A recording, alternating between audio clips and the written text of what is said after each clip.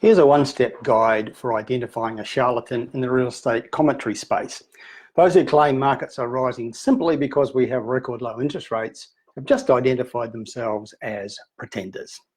And with that simple process, we've eliminated all the chattering economists in the land and a large chunk of the electronic media glitterati who don't allow lack of knowledge to get in the way of strong opinions.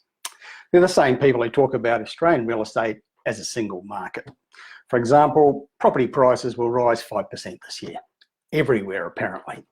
Now this is a flashing red light that the talking head is, let's face it, an idiot. Even discussing one city as a single market is foolhardy, as all of our major cities have different scenarios in play at any point in time.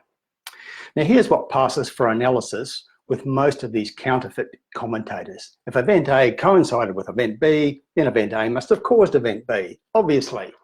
It's the first and last refuge of people who know very little about real estate dynamics, but want to pretend that they have something to say. The problem is that events A and B also coincided with event C, event D, events E, F, and G.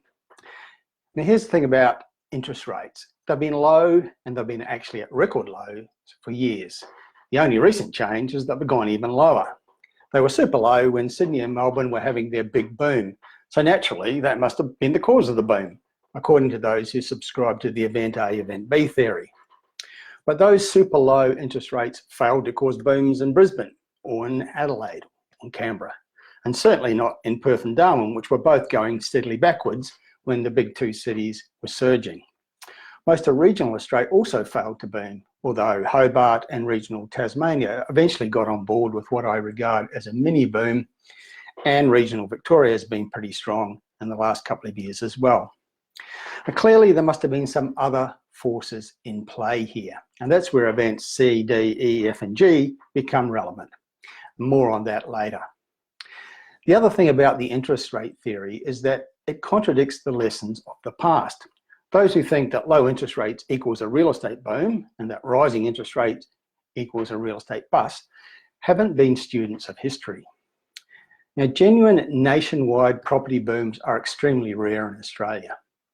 Australian Bureau of Statistics data on annual house price growth in Australia's biggest cities show that since 1970, there have been only 4 years in which the major markets have all boomed at the same time. That's only 4 years out of the last 50 years. 2 years later in the 1980s and 2 years in the early part of this century. Now, during the other 46 years of the last 50 years, different scenarios have been playing out in different locations, all dictated by local conditions, oblivious to the level of interest rates and other big picture items. Now, during those two periods when we had national property booms, the late 1980s and the early 2000s, we actually had high interest rates, much higher than they are today, and they kept going higher. But the booms kept rolling on. Mortgage rates got as high as 17% before the profligate 80s finally collapsed.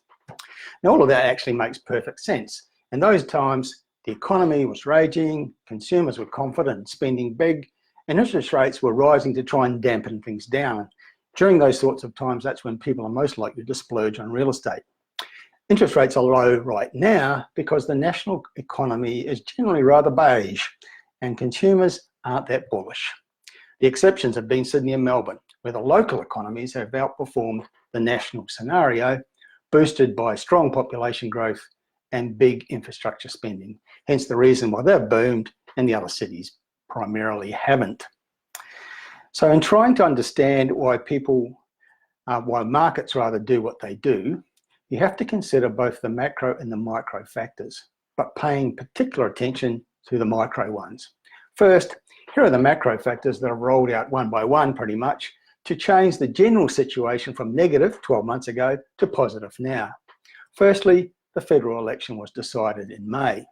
The week after the election, APRA announced relaxations of its lending guidelines. Then the re-elected federal government announced tax cuts.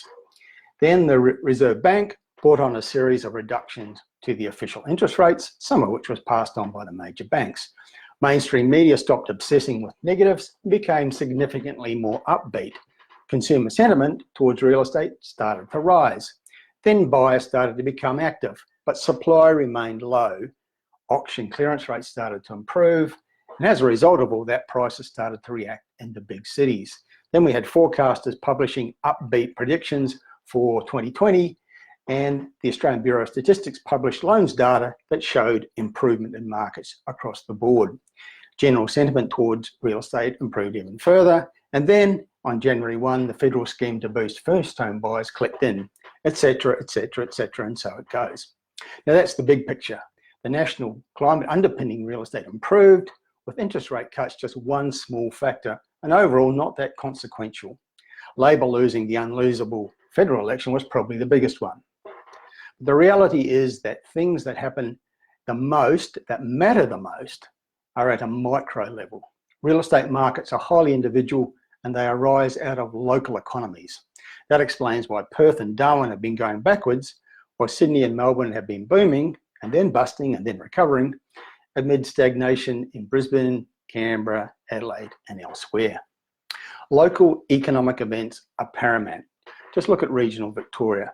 While Melbourne was descending after its boom in 2018 and the first half of 2019, many regional centres in Victoria were experiencing double-digit annual growth in their house prices. Geelong, Ballarat, Bendigo, Warragul, Pakenham, Echuca, Mildura, Benalla and many others experienced strong markets with prices rising. Why? Well, regional Victoria is one of the national leaders on important factors like economic performance, population growth, very low unemployment, and infrastructure spending.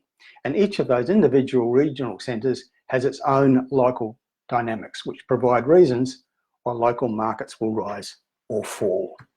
Now, all of this is good news for property investors because it means that there are always growth markets to be found somewhere in Australia. And when people ask me, is this a good time to buy real estate, they're actually asking the wrong question. A much smarter question would be, where is it a good time to buy real estate? Because in this large and diverse nation, it's always a good time to buy somewhere. Bye for now.